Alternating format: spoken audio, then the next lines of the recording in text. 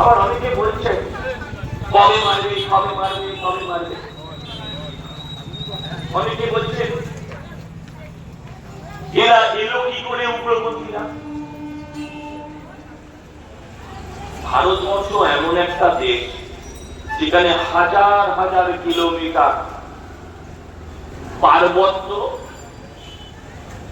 Border সীমানা, সেই পাহাড়ে কোথাও -40°, কোথাও -20°, কোথাও -30°। সৈন্যদের সমাজ রাখা যায় না, হয় তার মধ্যে অনেক ক্ষেত্রে তাদের পা নষ্ট হয়ে যায়, মারা যায়, অসুস্থ হয়। সেখানে আমাদের সৈনিকরা পাহারা দেয়। সেখান থেকে 4টে লোক 5টা লোক কি করে ঢুকলো,